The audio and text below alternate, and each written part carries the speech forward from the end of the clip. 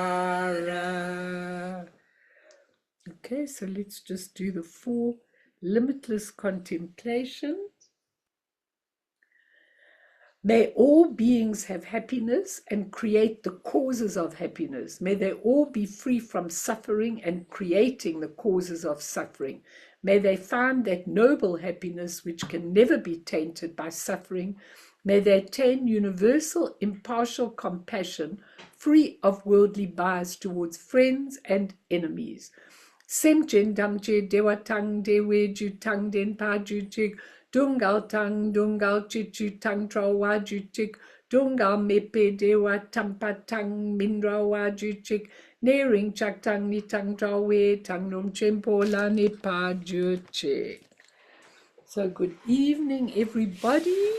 We're going to have a lighter evening tonight than usual, which is really easy for those that struggle with some of the things. Let me get you what I called it. 1 second. So tonight, what I want to do is I'd love to have more of a discussion group, and we're going to do Dharma stories to inspire and awaken us, which is really important. So you've got to take these Dharma stories and you've got to apply them to your own self and then discuss them. That's the most important thing, because I thought tonight we could just have a light evening of discussion after the long subject of the illness that we've been doing in the medicine Buddha, and all the people that were really feeling amazing about that connection with the medicine Buddha. And then we can go back to deeper study again. But I'd really like you to take the stories and apply them to yourself. And we'll do a couple of meditations on the way as well, little meditations, so that we can really enjoy the stories and enjoy the meditations. So I'm going to start with a story called Maybe, always maybe. A farmer lived just outside a small village at the base of some hills.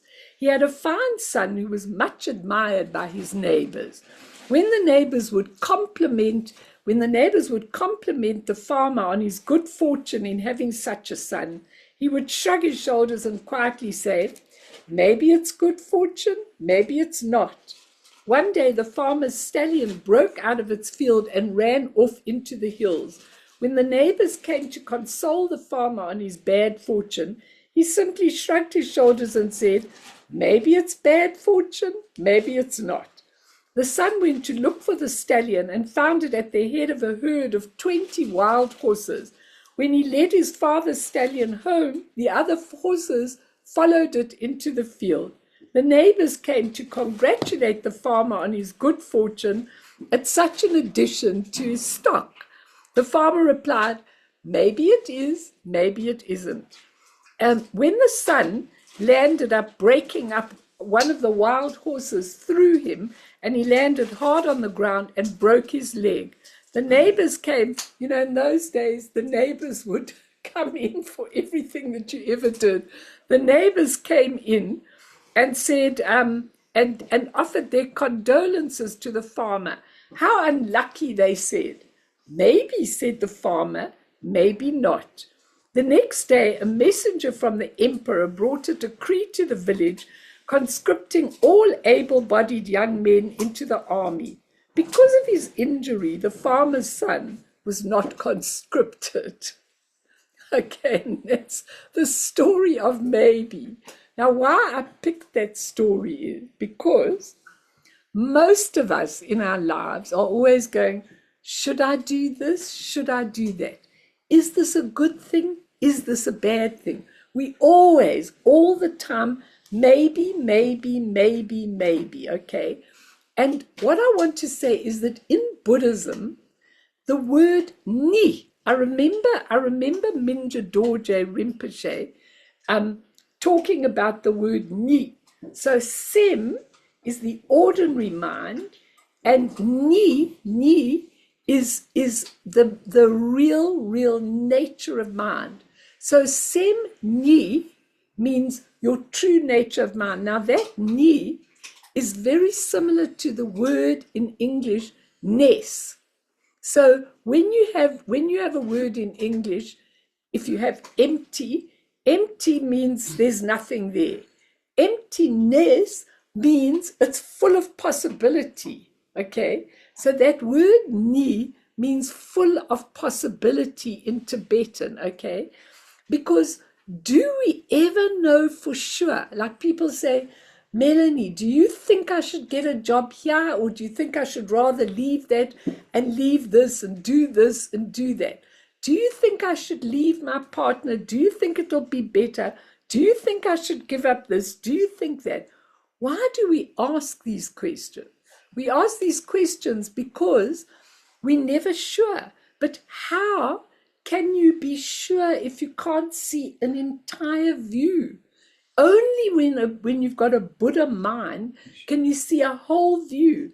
And then it's full of possibility.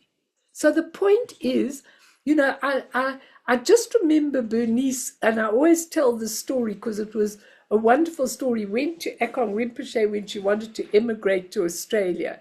She said, should I go? Because on the one hand, I leave the whole Sangha, Melanie, and all the Dharma here, and I'm going to a new life, or should I not go? And I remember his answer. He said, if you go, it's okay. And if you stay, it's okay. And she said, Rinpoche, how can you make such a statement? How can you say it's okay? What do you mean? It's okay. Whichever way it goes, it's okay. Maybe if you go the wrong direction, there's something there that you have to get. Maybe, I did so much bereavement work in my life. All the years, I've always done a lot of bereavement work. Sometimes really tragic work. But then some people, after a certain amount of time, when they start getting over it, they start looking for something to awaken them. So maybe this bereavement or this loss of finances or this loss of the job was for a very important reason for you. That's why I took the story of maybe, but maybe tells us we can't cling to outcomes. Because the outcome can go this way and it can go this way. And if it goes this way, then you've got that to fulfill. And if it goes that way, you've got that to fulfill. Sometimes one's better, but we can't cling to the outcomes we desire because we can't see the whole picture. So maybe it's good and maybe it's bad. I want to throw that out. Maybe some of you want to say something because it's really an important thing, this maybe. On the other side of the page of this cute little book, it says, accept neither success nor failure. A circle begins anywhere. Very interesting. A circle begins anywhere. Depends where you touch it. So maybe somebody wants to say something about that because it's really an important thing. That was the first thing that I learned in Buddhism was don't anticipate an outcome. So when they say non-attachment, doesn't mean you detached, you don't put your energy in. It means you non-attached to an outcome. Can you be? Can any of you be non-attached to an outcome? Phyllis, I remember you, she's in America, and I remember her when Trump came into power, you went absolutely ballistic, okay? Now, what do you think now? What's the outcome? Have you seen something different? Have you experienced something different?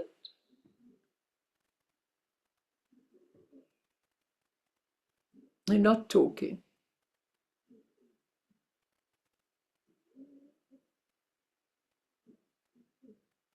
What do you think? It's so important, that's why I took this particular story, even if you don't want to discuss, I took this particular story because it's really an important story because of the fact that we are so attached to how things plan out. We can't go through the dark into where we might be in the light again, but we might have another round going in a different way. There, I'm unmuted. Okay, tell me, Phil. It's more of the same. I think it's just a case of you adapt to the Sorry.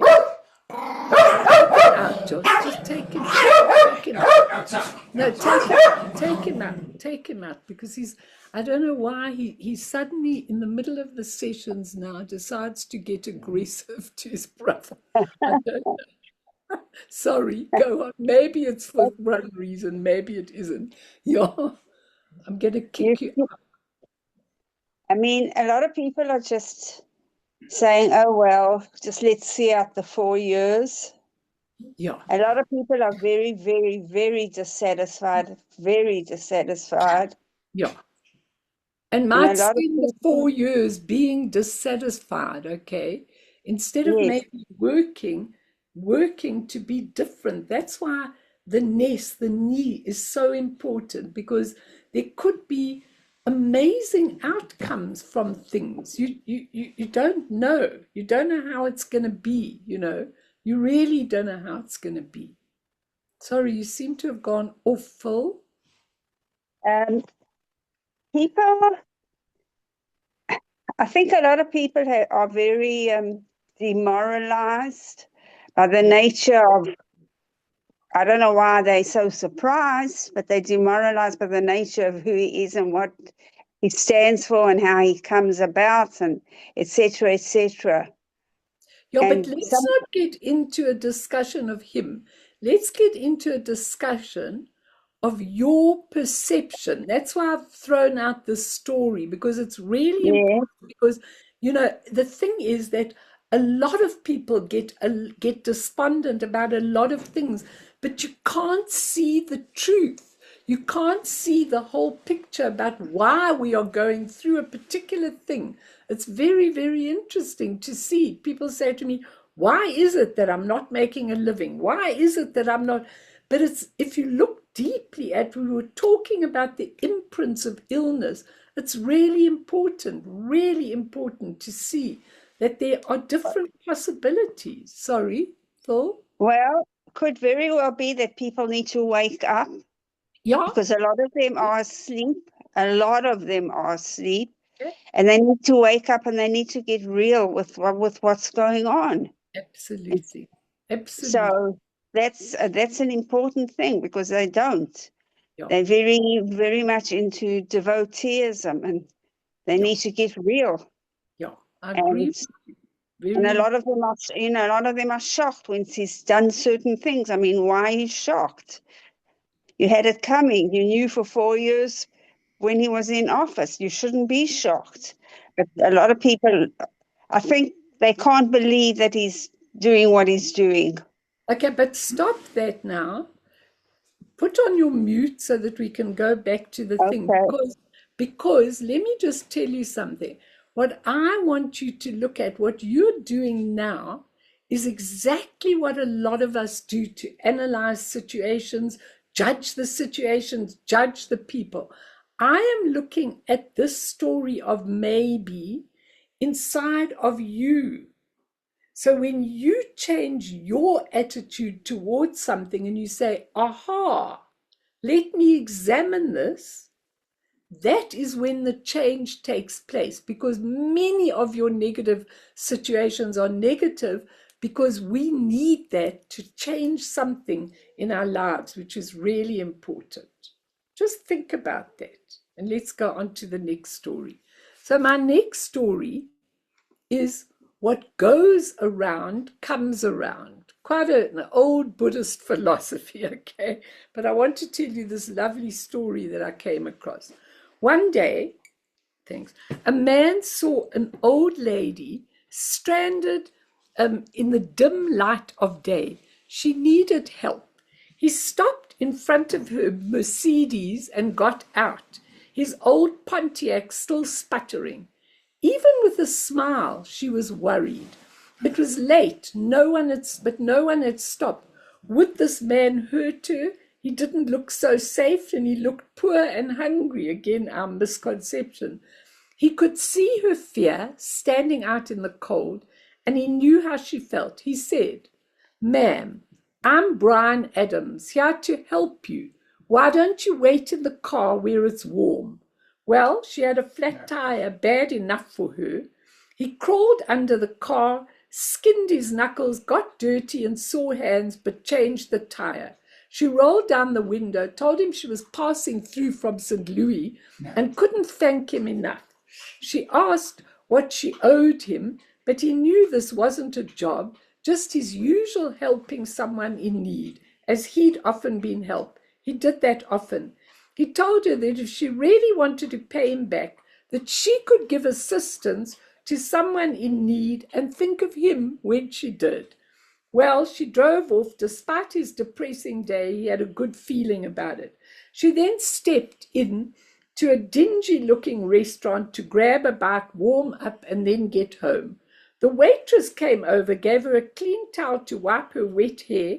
The waitress had a sweet smile, though she'd obviously been on her feet all day, and she noticed the waitress was very pregnant, but the waitress kept up a kind and friendly manner. The old lady had wondered how someone with so little in her condition could be like that, obviously desperate for the work.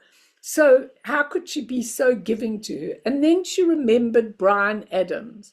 After the meal, she paid with $100 bill, and the waitress went to get her change. She was gone when the waitress got back. The waitress wondered where she had gone, then noticed something written on her napkin. There were tears when she read it. "Someone help me out like I'm helping you. If you really want to pay me back, don't let this chain of love end with you." Under the napkin were 4 more $100 bills. Well, she had to clear tables and fix all for the next day, but she couldn't stop thinking of what had happened. How could the lady have known how much she and her husband needed that money? With the baby due next month, it was going to be very, very tough. As she got home and lay next to her sleeping husband, whom she knew was so full of worry, she gave him a soft kiss and whispered in a low voice, "Everything's going to be all right. I love you, Brian Adams." Okay, her husband. Now this story is such a lovely, lovely story, okay? It makes you smile because you think, wow, it's a pretty typical, it fits very well with human logic. So he gave to the woman and the woman gave to her, and it came back wherever it came.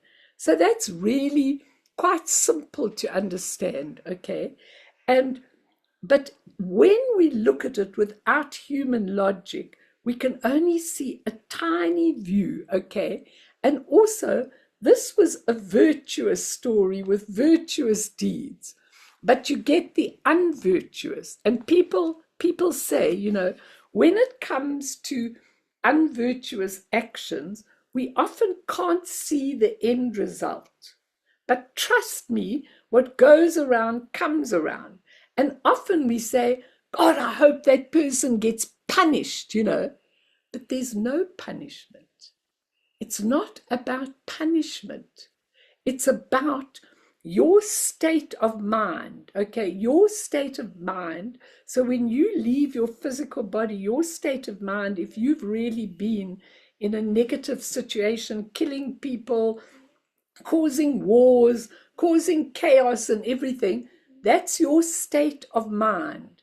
So after death, when you haven't got the body anymore, your state of mind will automatically go into a hell realm, whatever the case is. I'm always going like to lots of the leaders of the world, stop, because when you leave this physical body, you're going to spend eons and eons in the hell realms of your own mind. It's not someone punishing you. It's you reaping whatever it is that you've actually sowed, which is really a very interesting thing. And I was thinking to myself that the Gauteng the Gauteng premier in our country who was Lesotho, and there's this terrible water shortage in the whole of Johannesburg at the moment. There's definitely not a water shortage. The dams are absolutely chock-a-block full from the rain, but the repairs on the water have been so bad that the whole city is kind of without water unless you happen to have your own water of some description. So it's really a thing. And he stands up at a public gathering and he says, I don't know why people get so excited about the water thing. He says, I just check into a hotel when I haven't got water. Now, can you imagine such a ridiculous statement when people are starving and they haven't got bread, never mind checking into a hotel because they haven't got water? It's kind of something, what goes around comes around. And there are big consequences for that remark, for making a remark like that. There really are mega consequences for it. Every single thing, the law of the universe is absolutely precise.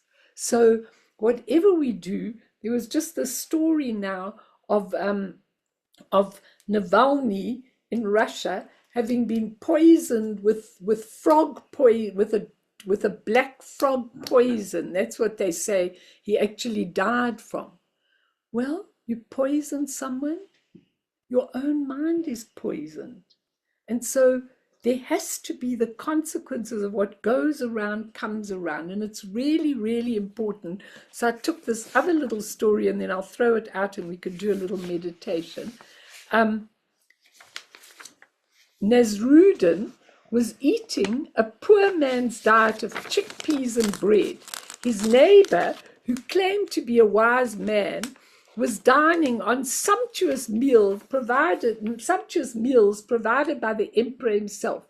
His neighbor told Nasruddin, if only you would learn to flatter the emperor and be subservient like I do, you would not have to live on chickpeas and bread. Nasruddin replied, and if only you would learn to live on chickpeas and bread like I do, you would not have to flatter and live subservient to the emperor. So everything's got really a different way to go. So let me throw it open because I think this is really an important thing, because so many people who are going through really, really, really difficult times never look in the mirror and see exactly what it is that you are meant to be learning, the imprint that whatever you're going through. So let me throw this out and see if anybody wants to say or question anything. I've still got water.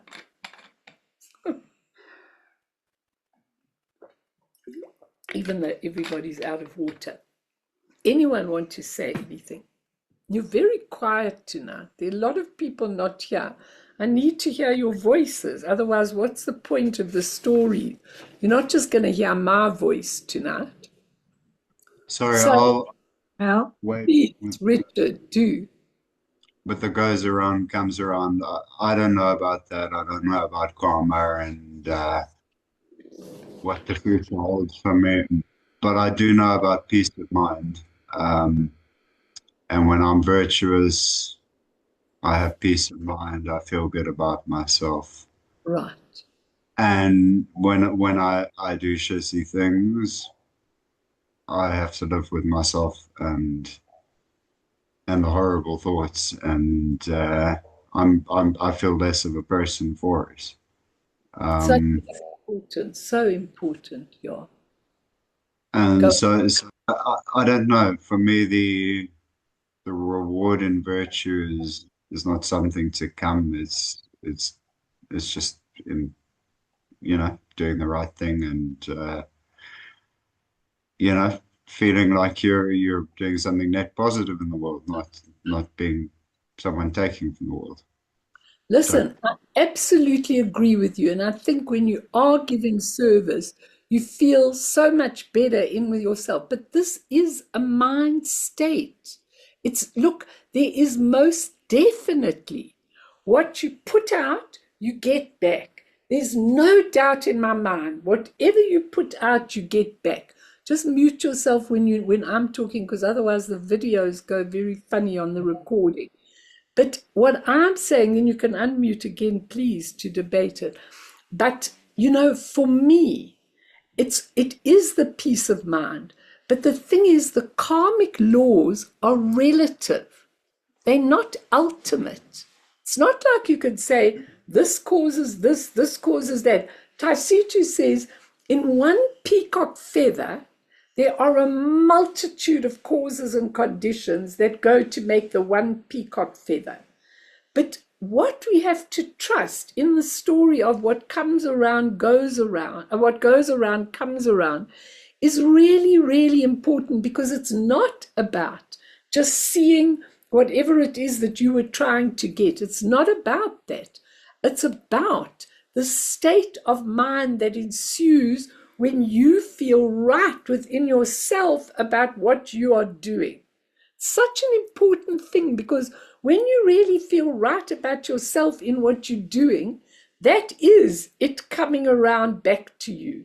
Such a lovely feeling when you connect with somebody and they really look at you and they feel an amazing feeling, as you're connecting with them, they feel an amazing feeling. That is what goes around comes around.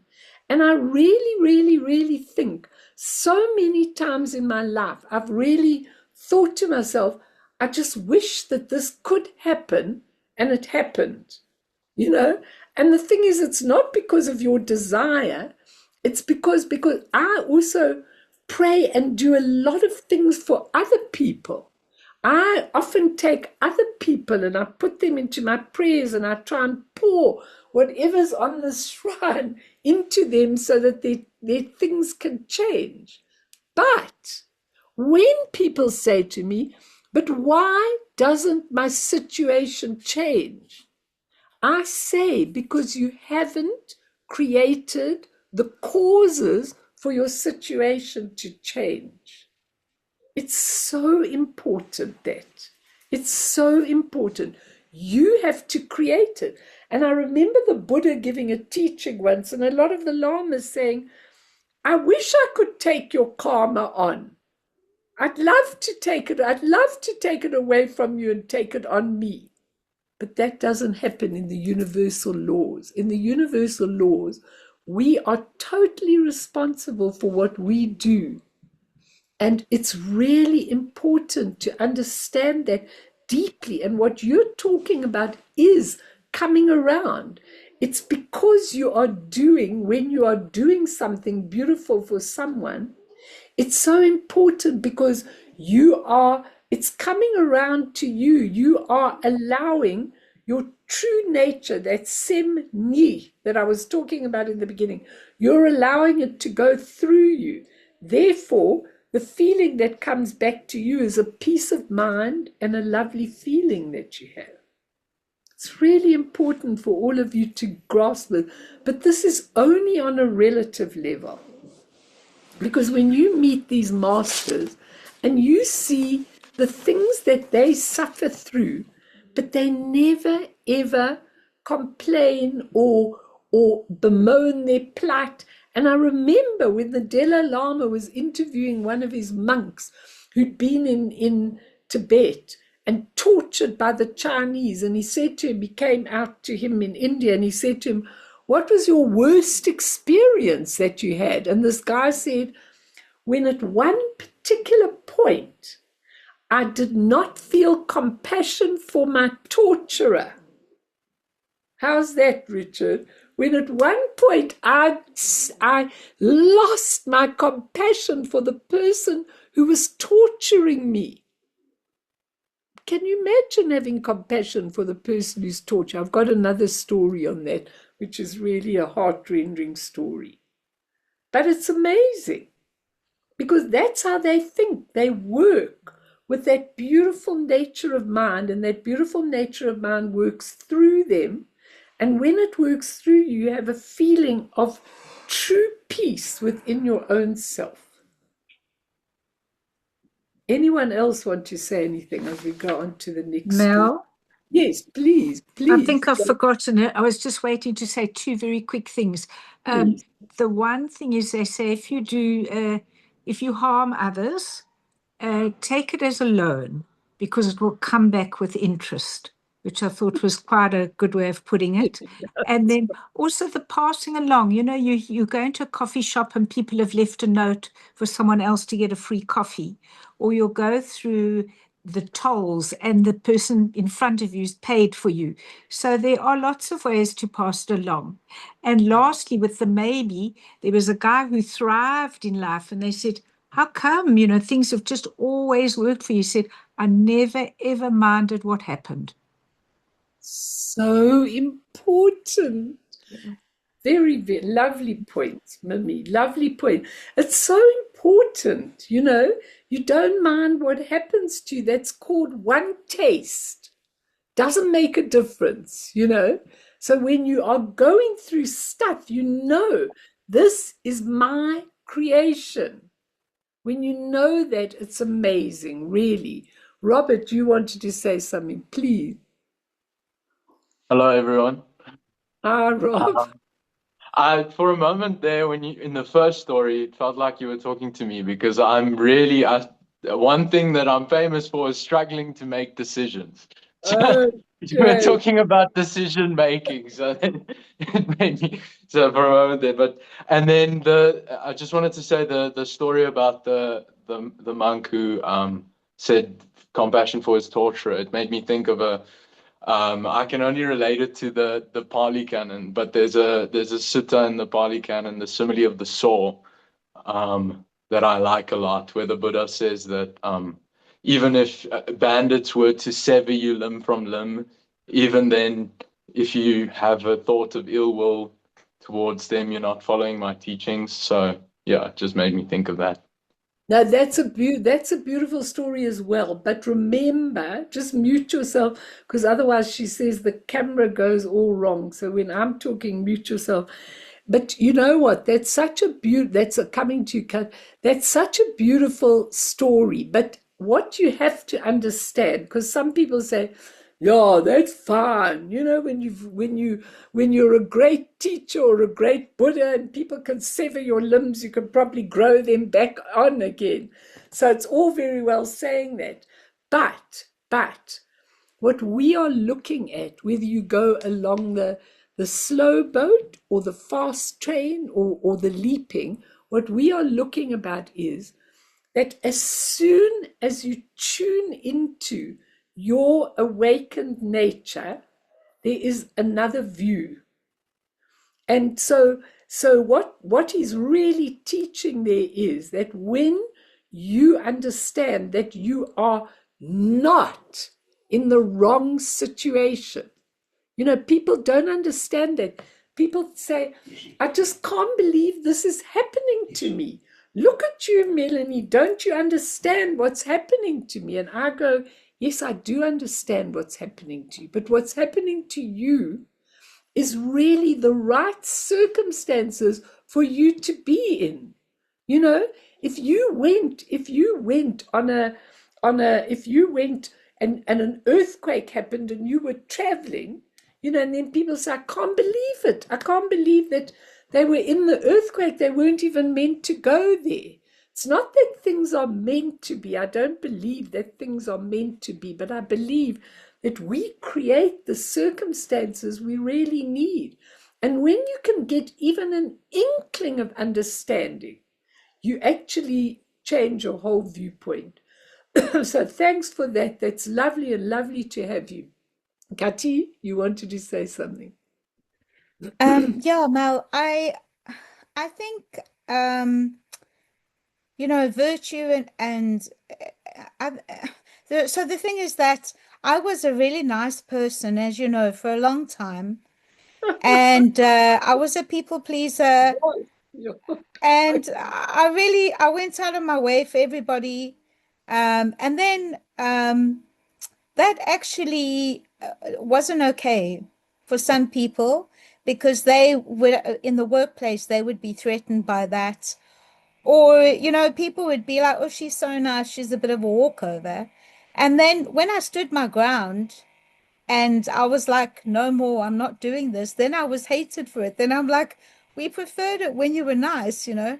So I think that I think life is about mastering and using the Buddhist teachings and using the Buddhist approach to master all of this, because I can't carry on being nice, you know. I'm now 50 years old and I've learned what's gonna be beneficial for myself and others. And it's not being a carpet, you know, it's being kind, but it's also being aware, you Okay, know, I'm going to especially we answer live that. in the workplace. Yeah. I'm going to answer that because it's really important what you're saying. You know, a lot of people say things like you. Now, what is the difference? What is the difference between being really kind to people and nice to people or being a doormat for people?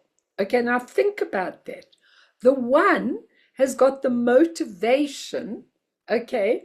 The one's got just a pure motivation. You love being nice to people and you've got a chirpy personality and you enjoy being nice. The other has already got a deeper imprint. I really need people to like me. I really want people to respect me. I really not respect me, like me. And therefore, I'm going to please everybody and just do whatever they want.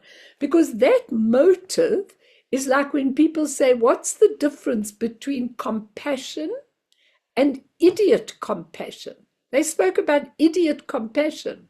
Compassion is when you really, really, true compassion, not the compassion we talk about. True compassion is when you really, really, really feel other people's pain. You can feel it, you can even weep about it, okay? Idiot compassion is when you support someone who is then committing more karmic deeds or more karmic imprints, negative karmic imprints, and by actually going along with them, you are reinforcing their negative karmic imprints. Now, I think very, very carefully because I get dozens of requests from people, okay? And sometimes I really think carefully, if I give this advice or if I do this for this person, I might be actually sustaining that negative pattern that they have got. There's a big difference. So when there is like a psychological imbalance in you, then it is not pure virtue or pure helping or pure kindness. When it is, I really need people to like me, I really want people, it's a completely different thing. And so how do you get to that? You get to that with total awareness. You just have awareness and you see, why am I doing this? You know, what am I doing this for? So easy to see a poor beggar on the road and take out a coin that you're not even going to miss. You know, you have to ask yourself, what am I doing this for? And, you know, is this going to be helpful to people? Like my husband and I have lots of arguments because when a kind of very drug addicting looking person comes up to the car and he takes out a 10 Rand note and gives it to him, I go, I think you are sustaining his drug problem. You are maybe, but we argue about it because he said it's not for me to decide what he does with the 10 Rand. But I go, but I'm looking at the person. It would actually be better if you went and bought some bread and food for the person and gave it to them in a way, which obviously we can't do each time. But it's really interesting to look at our motivation. It really is. So let's go on to the next story. I love this little story. It's very, very cute. And it goes like this. A mother and her young son went to the busy marketplace and became separated. After frantically searching for her son throughout the market, his mother finally found him playing beside a stall that sold toys. "Weren't you worried when you got lost?" cried his mother. The boy replied with absolute confidence, "I was not lost. I was here all the time." I want you to look at that deeply, okay? I was not lost. Okay, I was here all the time playing with the toys. Did remind me once we were in I think it was in Australia or somewhere, and we took the little granddaughter, she was about 5 at that time, to the shops. We were in the bookstore and we were all looking at books, and she disappeared, okay, completely and totally. Anyhow, I ran out into the street, up the street, down the street, in case she'd wandered out.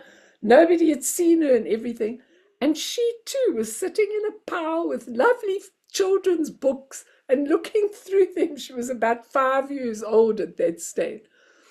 What do we learn from this story? It's a very, very interesting story, because you know how many times you put your own karmic projection onto people, especially kids. You put your own interpretation. Don't forget your asthma spray. You know, I wonder what that is telling a child when you go, "Don't forget your asthma spray." You're saying, you could really have an attack any minute, and have you forgotten your spray? Maybe that mother's the cause of her child's asthma. We were talking about all the causes of illness before.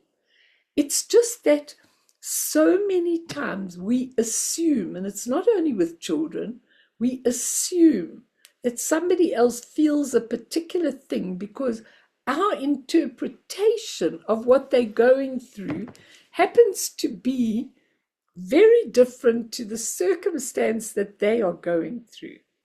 And they are not at all hassled about it.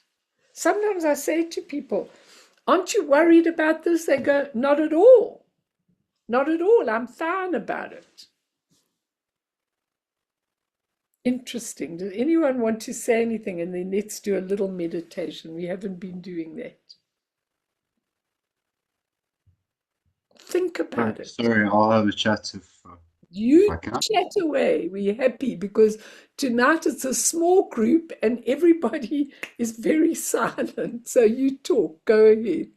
Okay, well then I'll tell some jokes. I'll start my routine now. No, it was just interesting. The last story, like being lost, it's the frame of reference. The kid, it was the parent who was lost, not the kid. And she put that frame of reference on the kid. Meanwhile, he was sitting reading a book. I wanted to ask you, though, that compassion for your torturers. I think you know who my particular torturer is at the moment, although that may be an excessive description. But is compassion for your torturer turning the other cheek so that they can hit you in the knowledge that they're in pain and they have this need to hurt you? Or is it drawing a boundary and going, "This is my boundary, I have compassion for whatever you're going through, but You see, it's such an interesting thing, because compassion is doing what seems to be right in that situation, okay? But if somebody, it's exactly what Kathy was saying, if somebody is actually taking full advantage of you and really attacking you, you don't go and say, "Okay, here I am, put the knife in, it's okay," because that's idiot compassion. It's idiot compassion. It really is. When someone is really not using what you are offering, I know for myself that sometimes I'm counseling people, and I try week after week after week to get through to the person to see where they're going, and they're just not getting it in any way.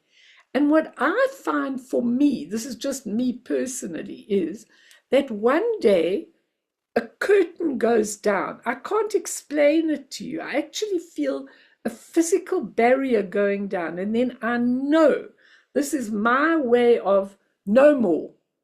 No more. You're pulling, I can usually tell. Usually, if I'm counseling people and I get extremely tired, then I know that something is being drawn out of me which is not willingly being given, because it's not going where it should go, if you can understand what I'm saying.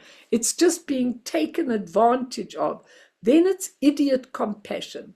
But compassion is that if in the future you are called upon in a particular way to help a particular circumstance, you will do it. You do it, you do what you feel is right in your thing, but you don't allow people to actually abuse you, because you are then helping them to create karma.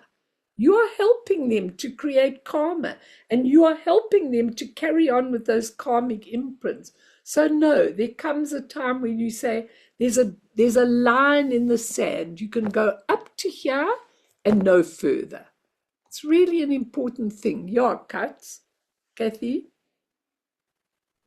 So I think that because I really try to live my life with a pure Dharma heart, but to really grow, to really learn, to take full responsibility, Yes. and like choose the harder way as opposed to just chilling, taking an easier way in life and in work and in living. And I think that when you're in situations that like for me now, a very toxic situation, I stood my ground with it. The universe has made a way and said enough. And now I'm going to potentially be leaving that. So I think that when you live with a Dharma heart, life Exactly. is going to keep showing you a path where you can grow, where you can learn. And because we're here to change and grow and learn and develop all the time on various levels, learn the lessons, learn about ourselves, change what we need to change, take responsibility, and hopefully others will take responsibility. But most of the time, people who are really toxic will hate you no matter what. Yeah, I agree with you. And I think that's where you draw the line. And I think what Yeah. Rick is saying, you draw the line. When people start taking advantage, just know that you are helping them to create karmic imprints. And that's when you stop. It's really important, because you don't want them to go on doing what they're doing and land up really at the bottom of the ocean. So it's really important what both of you are saying. But I'm going to just do one more short story, and it comes from this delightful book called Pebbles on the Beach, and he always puts a little thing, and it's called The Full Cup. Then we'll do a meditation. An arrogant businessman came to a monastery and said to the head monk, "I've learned much of the material world in my life so far. Now I wish to learn of spiritual knowledge." The monk said, "Maybe you'll get the opportunity, but first let us have a cup of tea while we discuss the matter." After making the tea, the monk poured some into the cup set for the businessman. When the level of the tea reached the top of the cup, the monk kept on pouring and pouring and pouring, and it overflowed onto the clothes of the businessman, the smart clothes of the businessman. He jumped up and exclaimed in horror, "What are you doing?" The monk replied, "You are like the cup, so full that there's no room to put in any more. First, my friend, you must empty yourself. Then I can put in some teaching." Now that, we're going to talk about it, but first a meditation about emptying. Okay, it's really important. Okay, just sit in your lovely meditation posture. Always your spinal column straight, your chin a little bit tucked in, your shoulders back, so that you really are in a beautiful state. Because remember, when you are sitting like this, once you have mastered it, you don't have to always sit like this, and certainly not to have lots of pain in your body when you sit. But it's very good to sit like this so that the energy can run through the central channel, which is your non-dualistic channel. There's no good or bad, it just is. And so when your energy can flow freely through the central channel, you've got a much better chance of really understanding everything. So you're breathing in, lovely, not too deep so that you get tired, but just a lovely deep breath in. And as you breathe out, let your outer breath be a little bit longer than the inner breath. So in other words, you're letting go of the breath. You're letting it out a little bit longer than the in-breath. So when you breathe in, you're breathing in the absolute space of your beautiful nature of mind. Blue in color like the sky, but an even deeper blue. Open, emptiness, full of possibility. Pure open space, spaciousness. You're breathing it in. And as you're breathing out with a longer out breath, I want you to just let everything from today go out. All the worries, all the problems, all the maybes, all the indecisions, all the should I, shouldn't I, all the harsh things that happened, even all the beautiful things that happened. Just let them be in the spaciousness of your mind.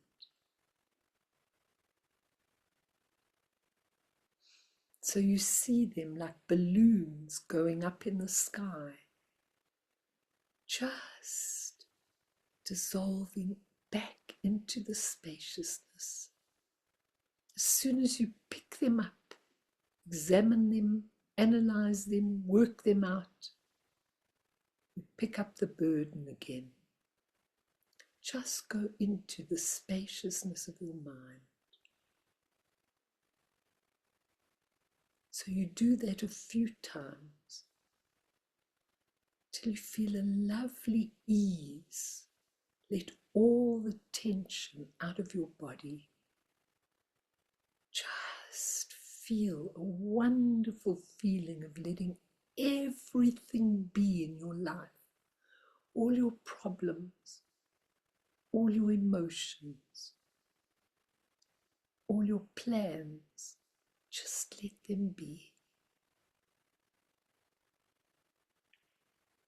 Only when you are able to do that is your beautiful, beautiful awakened Buddha nature able to take control, and not control, to allow it spontaneously and effortlessly through you. Because in that nature is awareness, intrinsic, pristine awareness that knows the human mind making all the decisions. But the true nature already has pristine awareness that knows how everything should be and can be. And you just open, you feel that beautiful spaciousness within you. You allow it. You just give birth to it. And all the solutions are already there. They always were there even before the problems. But we have been so tight. Concepts, negative perceptions, fears, angers, resentments, grudges, stewing inside us, taking up all the space. This businessman in the story was full of all his words, his concepts. They may not have been bad, good, whatever, but he was so full of concepts.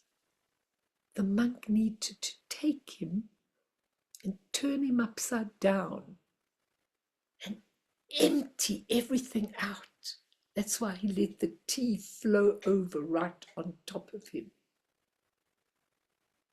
How was he ever going to teach this man who was so full of ideas? How can the universe help a person who is struggling very hard, doesn't have all the things they need, but keeps on rolling with that negativity, concepts, fears, indecisions, grudges? There's no space. As soon as you breathe into the spaciousness of your nature of mind and breathe out all the creations of your mind, let them just dissolve back into the spaciousness. As soon as we do that, then awareness brings into being naturally, spontaneously, effortlessly, everything in the way that we need to operate in our lives. Just let it all be. Remembering it may not feel this, but I'm in the right place at the right time, exactly the right place. Don't move.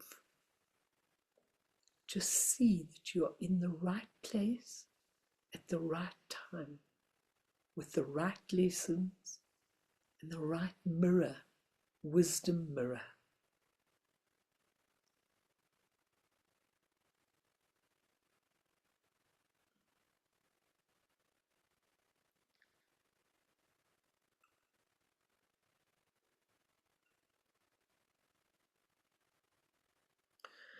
As Lamalena said in one of her talks on Padmasambhava's naked awareness, take your thoughts, your feelings, your phenomena, your constant inner chatter, and just let them be into the spaciousness of your mind. Make that space every day.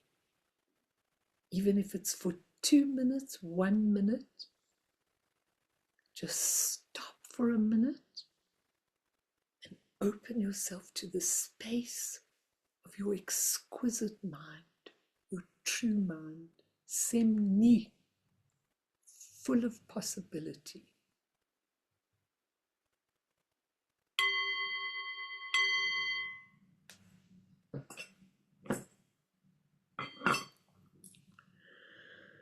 Okay, so I just want to do 2 little stories now, and then we could chat for the rest. There was a beautiful meditation teacher from the West who went to practice with a Zen master in Korea. During the journey, he undertook a pilgrimage to other masters and temples, and while traveling on a remote road, he came across a particular elegant Buddhist shrine at the base of a mountain. Next to it was a sign, "The way to the most beautiful Buddha in all Korea," and an arrow pointing to the 1,000-step path. This is especially for you, Robert, up the mountain. Okay, 1,000 steps. The young visitor decided to climb, hiking up the steps till he reached the top. The view was breathtaking in every direction.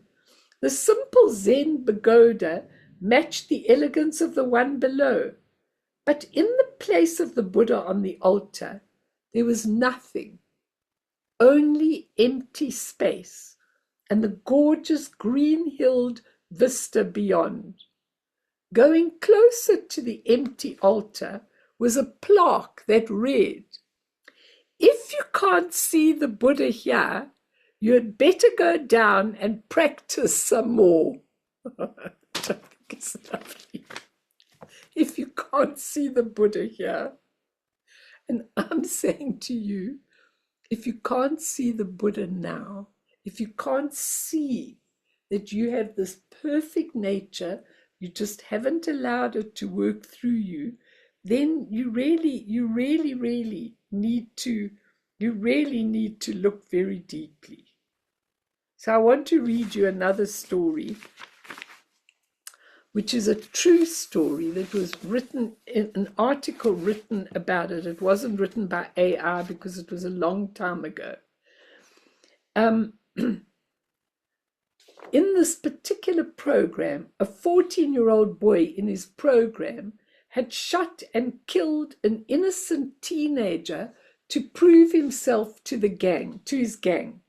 At the trial, the victim's mother sat impassively silently, it's a true story this, until the end, when the youth was convicted of the killing.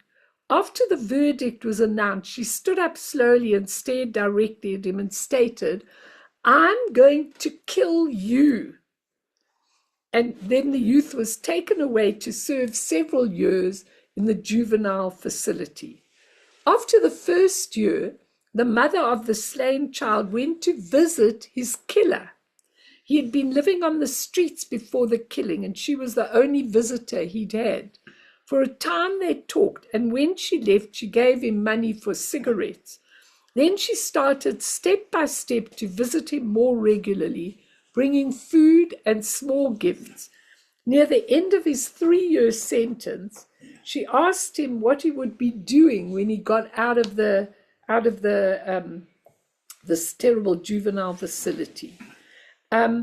He was confused and was very uncertain, so she offered to help him set up a job at a friend's company. Then she inquired about where he would live, and since he had no family to return to, she offered him temporary use of the spare room in her home. Unbelievable. For 8 months he lived there, ate her food, and worked at the job. Then one evening she called him into the living room to talk. She sat down opposite him and waited. Then she started, "Do you remember in the courtroom when I said I was going to kill you?"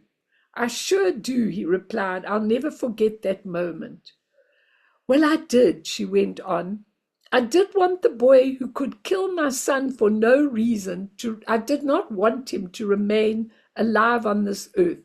I wanted him to die. That's why I started to visit you and bring you things. That's why I got you the job and let you live in my house. That's how I set about changing you. And you know what? That old boy, he's gone. So now I want to ask you, since my son is gone and that killer is gone, if you'll stay here. I've got room and I'd like to adopt you if you let me." And she became the mother of her son's killer, the mother he had never had. I was astounded when I read this story. You also, Igor? Because imagine that. Imagine adopting your son's killer. That for me is like the ultimate compassion. But I loved what she said at the end. That boy is gone. Okay? He doesn't exist anymore. And she was the one who could do it. And in doing it for him, she actually healed herself, because she realized that he did it absolutely in gang, to try and make himself a hero in the gang. So between that story and the story that I said when the little boy said, "I wasn't lost, I was here all the time," do we have to believe, some of us who've had difficult parents, do we have to believe what they told us about ourselves?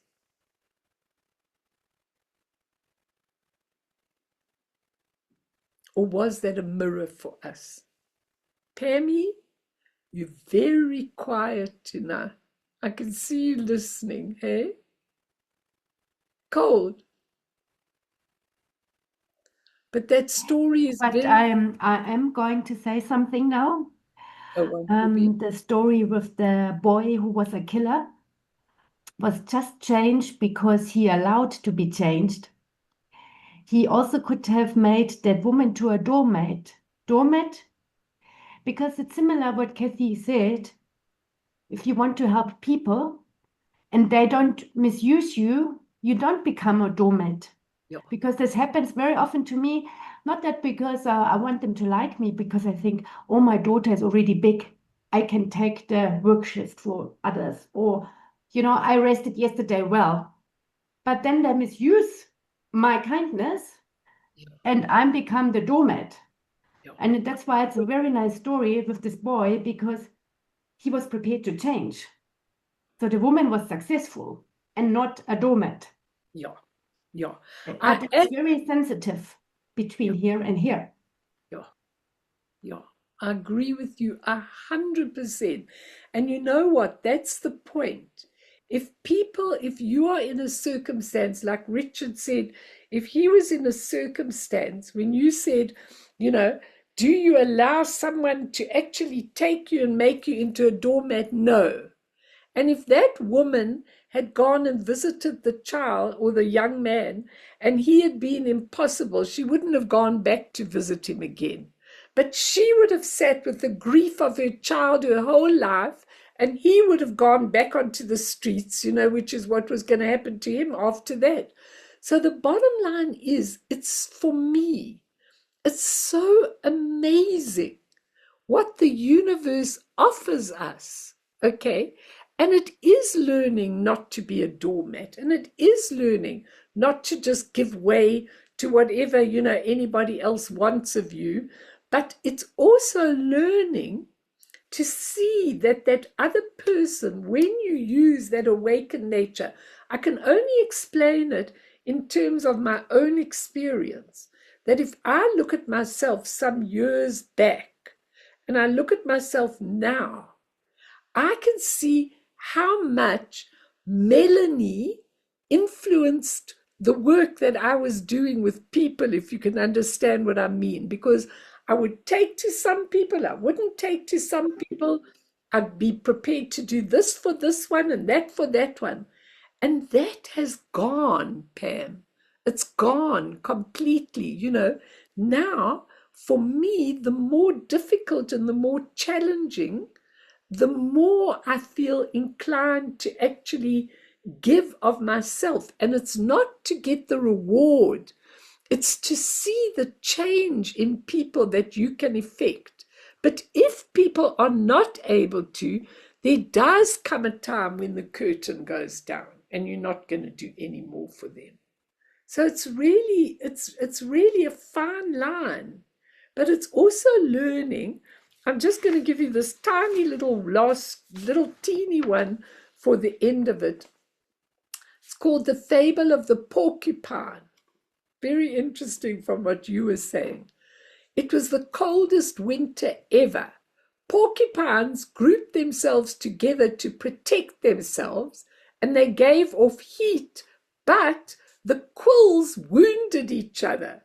So they distanced from each other because they got wounds from the other's porcupine, but they died alone and frozen. So the choice is accept the quills of companions or disappear from the earth. Wisely, they went back together. They learned to live with the wounds caused by close relationships, and they survived. And the moral of the story is, live with imperfection, learn to love the pricks in your life. Okay. Learn to love the pricks in your life. You've got to live with the porcupines as well. The porcupine who actually wound you a little bit, but sometimes the wounding is really gives you a lot of insight into yourself. When people, Lama Yeshe Rinpoche always taught me, Never worry about criticism or praise. Neither of them. So sometimes when I've finished a group, I'll get all these things. Oh, Melanie, I love this and I love that. And it's wonderful. But I also get, Melanie, I disagree with you on this and this and this. Or what you said here didn't resonate with me and this kind of thing. And I've learned over the years to be okay with both. Not to get sold on, oh, you gave a lovely talk. And not to get sold on, oh, your talk is so, I can criticize it from beginning to end. Because you can't please all the people all the time, you know, so you have to be able to have a one taste. When I get a criticism now, I really, and I get lots, I really look at it very, very deeply. And I try and say, do I think there's truth in this? And if there is, then surely you've got to make those changes in yourself. Surely, otherwise, sometimes you've got to, like you have to, Kathy, learn to live with the pricks, okay? You're getting pricked by the porcupine in your life, you know, all the time, and you've got to learn to live with it, and ouch, it's sore. But your compassion says it's okay, but up to this line, and then I don't let you over. So does anyone want to say anything? I've still got millions of stories, but it's probably enough. Did you enjoy the stories? You did. Good, La. What have you got to say? Sorry, does someone else want to talk? No, do it. I'm so happy if you talk, yeah. My first thought is there wouldn't be any porcupines if they were worried about bricks, because I don't know how porcupines make babies, but presumably, you know, they got to face each other. But I like the analogy because it's, apart from acknowledging other people's spines, it acknowledges your own spines. And I've got plenty of them, and I half the time don't know when I'm pricking someone. But the other thing was the story about the woman and the boy that she adopted. This thing of, I call it grace. And it seems like a really transcendent quality, the ability to, and it's there for all of us. I think there's opportunity for everybody to exercise grace and to be that person in some capacity. Beautiful, really beautiful. And you know what? The only thing I want to say about the pricks, okay, about the pricks is, remember, even if you are a bit of a porcupine, you've also got the ability to love and to be warm with people, okay? I'm talking about everybody now, not you. And some people only analyze their pricks, you know, of their own self. They're so critical of themselves. They don't see the other beautiful thing. I think some of the things you've said tonight, Richard, are so relevant to these things, because I think it's so important to have life as emptiness, which means full of possibilities. We've got so many possibilities every minute of every life. We can take a leap. We can touch someone's heart. We can try something, it doesn't work. We can walk away a little bit offended or upset, but it's okay in the end. It's okay in the end. It's really important for all of you to understand this. Pammy, you wanted to say something. Did you? No. Okay, I thought you wanted to say. Anybody want to say? And then we'll end. I won't do these stories. I don't mind doing another thing of stories, but I have got a lot of other teachings to give you if you like, or if you'd like another session of the stories. It's actually nice to learn the moral of the stories, and I hope you'll take them home and really ponder some of them, because each of these Buddhist stories, and there are hundreds of them, I've got so many you can't believe, tells us something really, really important to look at, which is very important. So anyone else want to say anything, and then let's dedicate. All right. So, Fee, let's dedicate. And if anybody can get anything out of any merit from this talk and from all the stories, we really dedicated. There's so many people that are suffering so badly in the world, and we dedicated for all of them. All the people in wars, all the people in conflicts, all the people who are starving, all the people in absolutely everything, you know. Thanks, Mart. Through this merit, may all beings attain omniscience, may all obscurations fall away from the stormy waves of birth, old age, sickness, and death. From the ocean of samsara, may all beings be freed. Sonam die tamche zipane, topne nepe dranam pamshene, Chegana chi balak topaye, sipe sole doa dro warsho.